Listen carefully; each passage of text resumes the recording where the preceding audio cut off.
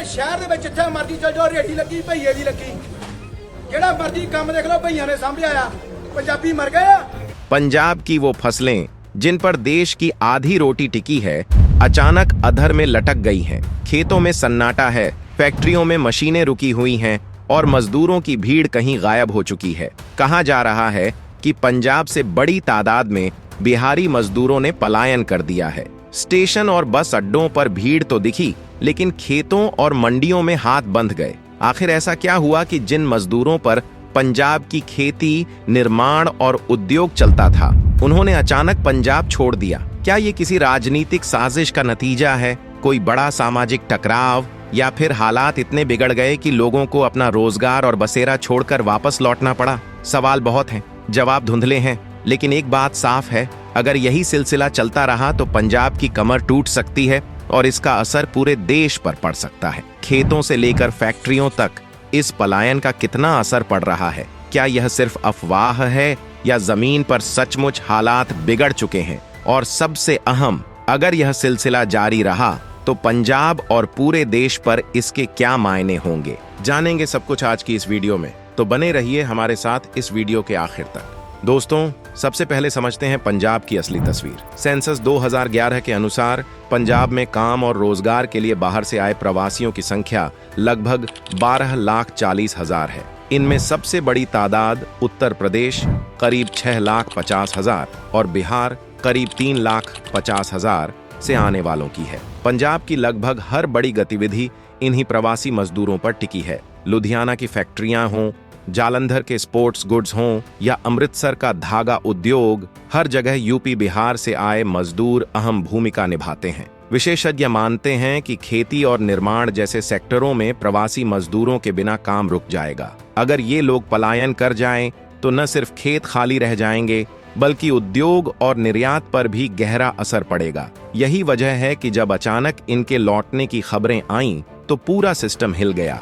यानी साफ है, पंजाब की रोटी से लेकर कपड़े तक बहुत कुछ इन प्रवासियों की मेहनत पर निर्भर करता है। लेकिन पंजाब में हाल ही में जो कुछ हुआ, उसने पूरे राज्य का माहौल बदल दिया। होशियारपुर में एक मासूम बच्चे के साथ हुई दरिंदगी और उसकी हत्या, आरोप प्रवासी मजदूर पर लगे। ये खबर फैलते ही गुस्से की लहर दौड़ गई। इसके बाद हालात और बिगड़ गए।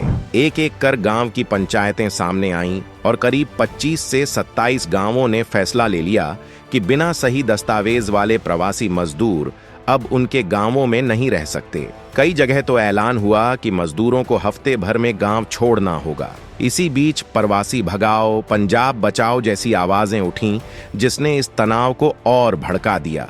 खेत खलिहानों से लेकर फैक्ट्रियों तक हर जगह सवाल खड़े होने लगे, क्या वाकई पंजाब से प्रवासियों का बहिष्कार शुरू हो गया है? स्थिति इतनी नाजुक हो गई कि खुद सरकार को दखल देना पड़ा। मुख्यमंत्री भगवंत मान ने पंचायतों को चेतावनी दी कि वे कानून अपने हाथ में न लें और कहा कि इस तरह का भेदभाव बर्दाश्त नहीं किया जाएगा। होशियारपुर की घटना और पंचायतों के फैसलों के बाद मीडिया में एक नई तस्वीर सामने आने लगी। टीवी चैनलों और अखबारों ने रेलवे स्टेशन और बस अड्डों की भीड़ को पलायन की लहर करार दिया। वीडियो क्लिप्स में मजदूरों को अपने परिवार और सामान के साथ ट्रेन बसों में चढ़ते हुए दिखाया गया, मानो पूरा पंजाब खाली हो रहा हो। लेकिन दोस्तों, सवाल यह है कि हकीकत कितनी बड़ी है। ग्राउंड रिपोर्ट्स कहती हैं कि हाँ, कई इलाकों से मजदूर डरे सहमे घर लौटे हैं, पर इसे व्यापक पलायन कहना अभी जल्दबाजी होगी। अमृतसर, जालंधर और लुधियाना जैसे बड़े शहरों में काम अब भी जारी है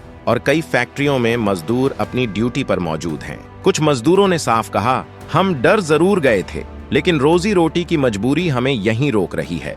वहीं स्थानीय किसान और व्यापारी भी मान रहे हैं कि अगर मजदूर चले गए तो पूरा सिस्टम ठप हो जाएगा। यानी तस्वीर दोहरी है।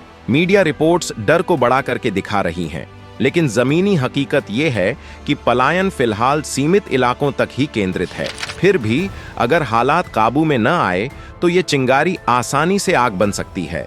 दोस्तों, अब जरा सोचिए, इस पूरे विवाद का सबसे बड़ा झटका किसे लग रहा है? सीधा असर पंजाब की खेती और उद्योग पर पड़ रहा है। खेतों में बुआई और कटाई का काम रुक रुक कर चल रहा है। मंडियों में अनाज की ढुलाई और सफाई का काम भी अधूरा पड़ा है, क्योंकि मजदूरों के बिना किसान खुद सब संभाल नहीं पा रहे। इसी तरह लुधियाना की टेक्सटाइल फैक्ट्रियां, जालंधर का स्पोर्ट्स इंडस्ट्री और अमृतसर का धागा कारोबार, सबको मजदूरों की भारी कमी का सामना करना पड़ रहा है। कई यूनिट्स ने प्रोडक्शन स्लो कर दिया है क्योंकि लागत बढ़ रही है। आर्थिक विशेषज्ञों का कहना है कि अगर यह सिलसिला लंबा खिंचता है तो पंजाब की जीडीपी को झटका लगेगा। खेती और उद्योग दोनों प्रभावित होने का मतलब है कि पंजाब का निर्यात भी घट सकता है। याद रखिए, लुधियाना और जालंधर जैसे शहर सिर्फ पंजाब ही नहीं, पूरे देश की सप्लाई चेन से जुड़े हैं। यहाँ कोई भी रुकावट राष्ट्रीय स्तर पर महंगाई और रोजगार पर असर डाल सकती है। यानी मजदूरों का यह विवाद केवल पंजाब का मसला नहीं, यह देश की अर्थव्यवस्था को भी हिला सकता है। दोस्तों, ये विवाद सिर्फ खेतों और फैक्ट्रियों तक सीमित नहीं रहा। समाज में प्रवासी मजदूरों के खिलाफ नफरत और असुरक्षा का माहौल बन गया है। पंचायतें मकान और जमीन देने पर रोक लगा रही हैं, जबकि राजनीतिक दल इसे अपने अपने तरीके से भुना रहे हैं। लेकिन बुद्धिजीवी मानते हैं, प्रवासी सिर्फ पंजाब की रीढ़ नहीं बल्कि भारतीय एकता का प्रतीक है। अगर नफरत फैली तो इसका असर पूरे समाज और राष्ट्रीय एकजुटता पर पड़ेगा। अब बात करते हैं कानूनी और नीतिगत पहलुओं की। प्रवासी मजदूरों की सुरक्षा और अधिकारों के लिए भारत में इंटरस्टेट माइग्रेंट वर्कर्स एक्ट 1979 लागू है। इसके तहत उन्हें बराबरी की मजदूरी, रहने की सुविधा और सुरक्षित माहौल देने का प्रावधान है। इसके अलावा संविधान हर नागरिक को कहीं भी जाकर काम करने और बसने का मौलिक अधिकार देता है। यानी किसी राज्य की पंचायत या संस्था प्रवासियों को रोकने या भेदभाव करने का कानूनी अधिकार नहीं रखती। नीतिगत स्तर पर भी सरकारें अब मजदूरों की पहचान, सुरक्षा और कल्याण योजनाओं को मजबूत करने की बात कर रही हैं। ई श्रम पोर्टल और one nation one ration card जैसी पहलें इसी दिशा में है। लेकिन असली चुनौती जमीनी स्तर पर इन्हें सही तरीके से लागू करने की है।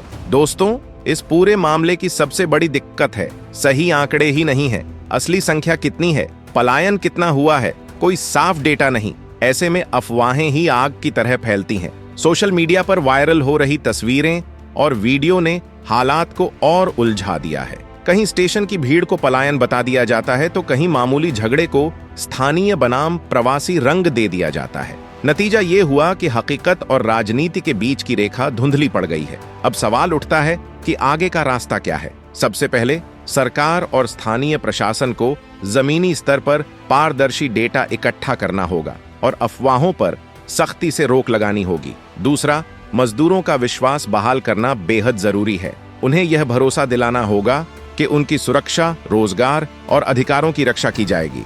इसके लिए विशेष हेल्पलाइन, सुरक्षा तंत्र और मजबूत श्रम नीतियों की जरूरत है। तीसरा, संवाद और नीति सुधार ही इस समस्या का स्थायी हल है। पंचायतों, किसानों, उद्योगपतियों और प्रवासियों को एक टेबल पर लाकर बातचीत करनी होगी। साथ ही श्रमिकों के लिए आवास, स्वास्थ्य और बीमा जैसी सुविधाएं सुनिश्चित करनी होंगी। यानी अगर राजनीतिक खींचतान से ऊपर उठकर व्यावहारिक कदम उठाए जाए तो पंजाब न केवल इस संकट से उबर सकता है बल्कि प्रवासी मजदूरों का और मजबूत भरोसेमंद ठिकाना बन सकता है। तो दोस्तों, साफ है कि पंजाब में प्रवासी मजदूरों का मसला केवल रोजगार या पलायन तक सीमित नहीं है। यह खेती से लेकर उद्योग और राजनीति से लेकर समाज तक हर स्तर को छूता है। होशियारपुर जैसी घटनाएं, पंचायतों के प्रस्ताव और अफवाहों ने हालात को और पेचीदा बना दिया है। लेकिन हमें यह नहीं भूलना चाहिए कि प्रवासी मजदूर पंजाब ही नहीं बल्कि पूरे भारत की अर्थव्यवस्था की रीढ़ है। इनके बिना न तो खेतों में फसल कट सकती है, न फैक्ट्रियों में मशीनें चल सकती हैं। जरूरत इस बात की है कि नफरत और राजनीति से ऊपर उठकर समाधान निकाला जाए। अगर आपको यह वीडियो जानकारीपूर्ण लगी हो तो वीडियो को लाइक, शेयर और चैनल को सब्सक्राइब करना न भूलें। धन्यवाद।